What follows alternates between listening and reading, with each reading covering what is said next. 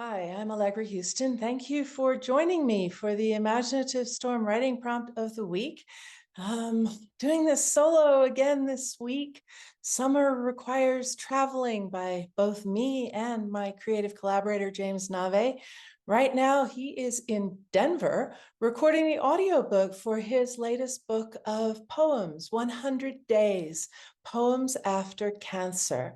It's a fantastic book and it's very inspirational. He suffered from prostate cancer, I think it was about 10 or 12 years ago, and set himself the task of writing a poem every day for 100 days. And that is now being published by a poetry press called Three Ataus Press. And the audiobook has all kinds of original music by Walter Parks. Anyway, check it out. You can find it wherever books are sold. Highly recommend it. So moving right along to the prompt of the week.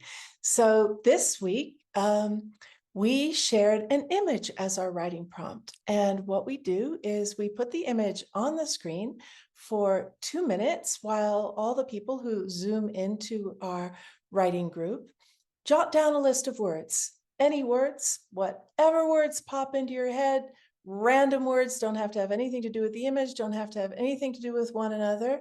So you do that too. I will put up the image now.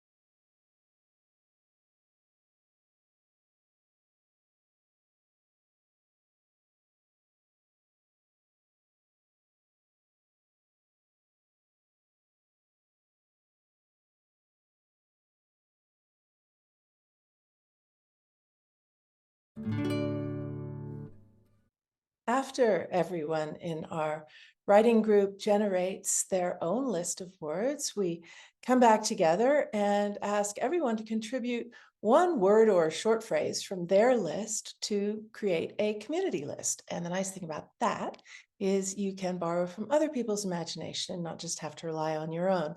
So I will show you the community list now and read it out. You might like to write these words down because they kind of lodge better in your imagination if you write them down, but you don't have to. I will put this list up again when we get to the 10-minute writing time. So here is the community list.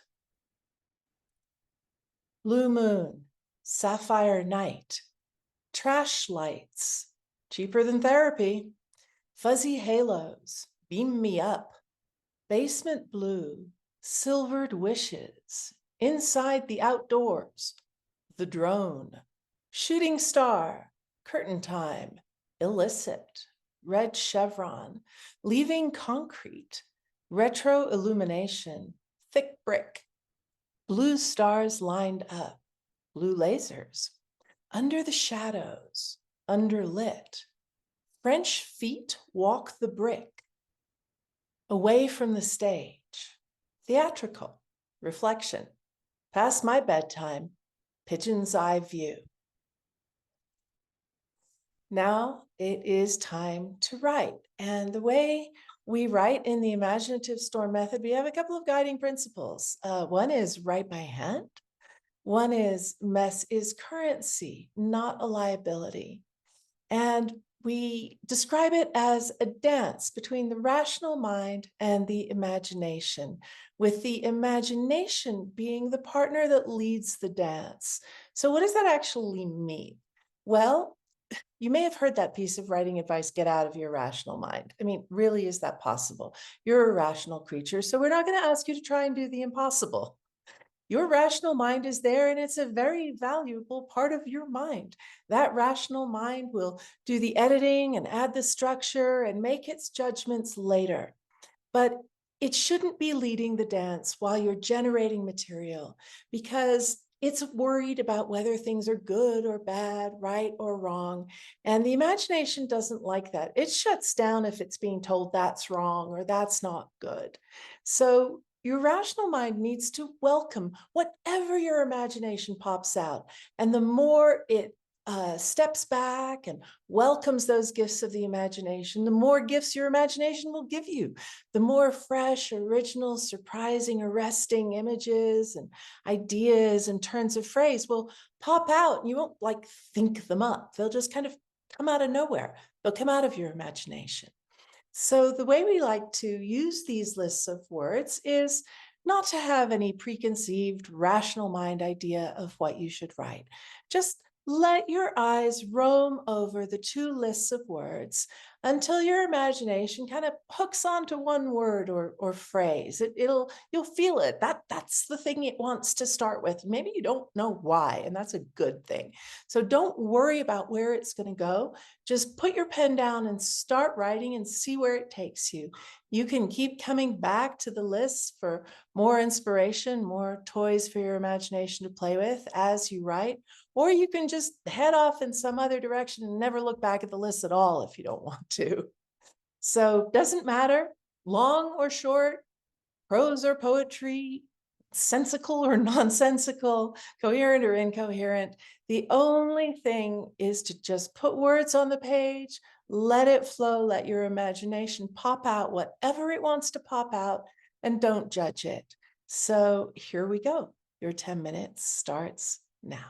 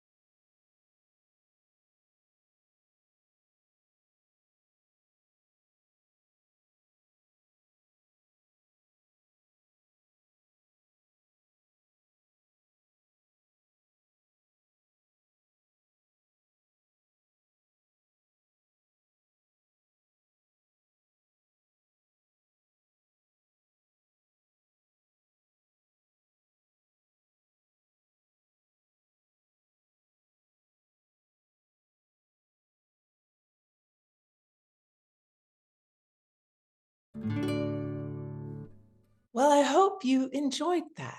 Before I move on, I'm going to credit the photograph. It was taken by my collaborator, James Navé, at the Blue Strawberry Music Club in St. Louis. He took it last week, actually. I think Walter Parks, his friend and collaborator on the audiobook that I mentioned earlier, was playing there that night. So, yeah, so now what? Yes, you've written something. Something new has come into the world. You've created something that didn't exist before. And what should you do now? To follow the imaginative storm method, you should read it aloud.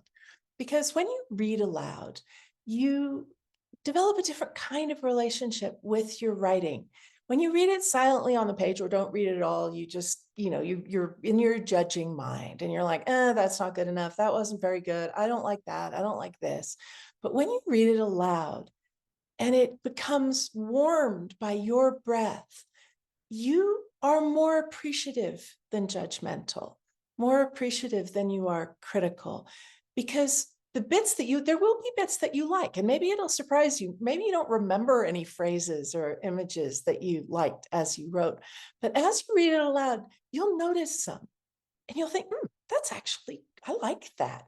And you'll feel a warmth in your body. You'll feel a little dopamine rush. Your body will tell you that it likes it because your body responds with hormones, I think, enzymes. I'm never sure about this sort of science. Don't ask me about the science, but anyway, your body responds by secreting substances when it's happy, when it feels happy with something you've done, when you read out a phrase that you like. So the more you do this, the more you retrain your inner critic into being your inner coach. The more you find your voice, the more you stop worrying so much about what you should write. And so as a result of that, you don't feel writer's block in the same sort of way. So there are all kinds of benefits to the imaginative storm method. And I hope I've convinced you now to put me on pause and read what you wrote aloud, even if there's nobody else in the room.